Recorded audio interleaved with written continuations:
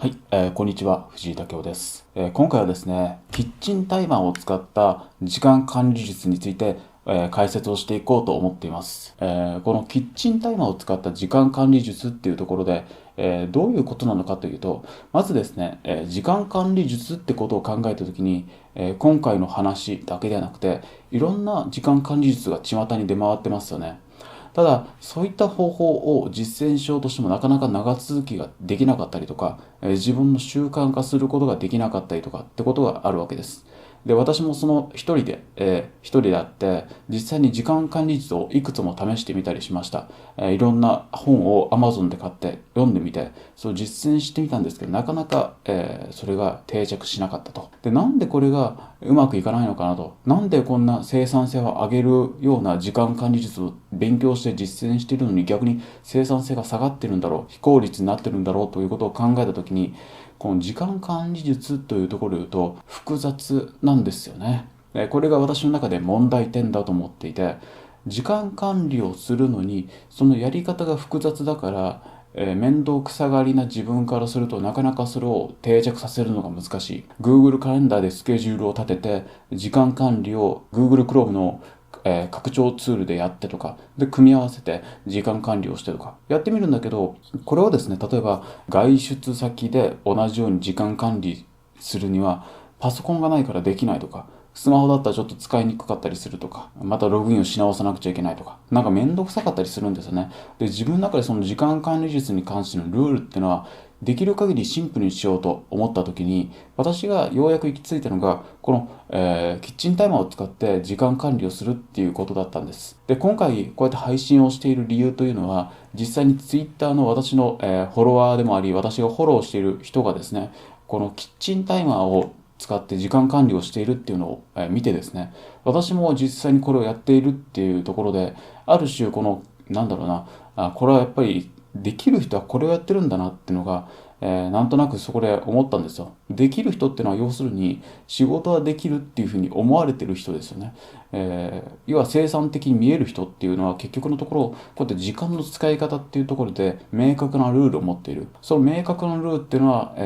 それ別に高度なことをやってるんじゃなくて、例えば今回紹介するようなこのキッチンタイマーを使ったシンプルなルール、これを持ってるだけでも結構生産性というのは変わってくるんです。ということで今回このキッチンタイマーを使った時間管理術を、ご紹介しようと思ってます。時間管理術というところでこのキッチンタイマー、私はですね、そのキッチンタイマーについて話をする前にまず、原則として使っているルールがあります。それはコピーライターであるユージン・シュワルツが提唱している33秒、33分33秒の法則っていう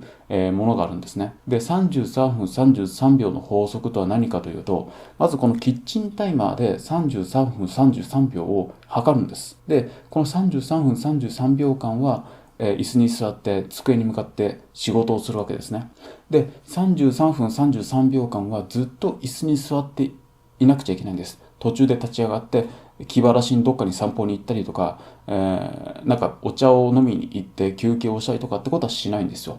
33分33秒間はひたすら椅子に座る。で、そこで椅子に座って、仕事したくないなら、ぼーっとこうやって椅子に座っておくだけ。仕事したくなったらもう33分間の中でこうやって仕事をするということなんですね。で、33分33秒間が経過したら、キッチンタイマーが鳴るようにするんですね。鳴ったらそこで1回休憩します。10分間の休憩を挟みます。で、これを、繰り返し行うんです。33分、33分33秒計測して、さらにそこで休憩を10分挟んで、また33分33秒間計測して仕事して、また10分間休憩するっていう、この繰り返し行うことによって、その仕事作業においての時間のメリハリができるんですよね。で、これを繰り返すことっていうところなんですけども、非常にシンプルじゃないですか。33分33秒間を計測して、その時間だけ作業する。それを、繰り返す。休憩挟むっていうことをするわけですね。で、私が今回この、話を紹介した、なんでみんなやっているこの法則を私は紹介したのかというと、私がやっているところでいくつか小さなコツがあるんですよ。それを今回紹介しようと思っていて、で、私はですね、普段は耳栓を使って仕事をしてるんです。文章を書いたりとか翻訳をしたりする際に集中力が求められるので、こういった、耳栓ですね、を使っているんです。これ元がこういう色ですよ。汚い色してますけど、元がこういう色です。で、それはもともとこういった、軍事用の、軍事も使っているっていう、いわゆるモルデックスかな。この、耳栓をですね、Amazon で箱買いして使っているんです。非常に遮音性が高いんですね。で、遮音性が高いのはいいんだけど、遮音性が高いと外の音が聞こえないから、キッチンタイマーが鳴っても音が聞こえないんですよ。そこで私が、使っているのがこのタニタから出ている、キッチンタイマーです。これは、特に機能としてバイブレーション機能というのがあります。バイブレーション機能。音が鳴らないんですね。で、33分33秒間測って、その時間が経過したら、この、キッチンタイマーがブルブルブルって震えるんですよ。そうした場合に、仮に耳栓をしていたとしても、耳栓をはめていたとしても、バイブレーションで、33分33秒経ったんだなってわかるんですね。これもしキッチンタイマーで音が鳴る場合は、耳栓してるから聞こえづらいわけです。私の一つのコツとして、集中力が求められる仕事には、この耳栓とバイブレーション機能付きの、タイマーっていうのはある種必須の組み合わせなんですね。このコンボっていうのは私の中で非常に気に入っていて、特にここは私の中ではポイントかなと思っています。で、あと一つ話をしますと、こういった耳栓とバイブレーション以外で言うと、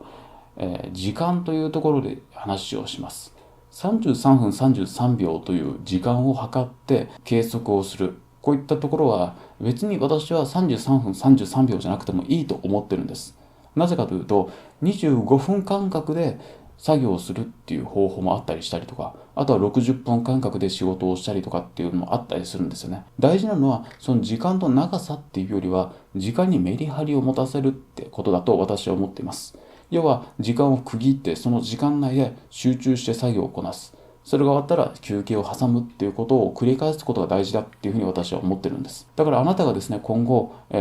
時間管理をしていく際に、どんな時間管理であっても共通して大事になってくるのが、それが、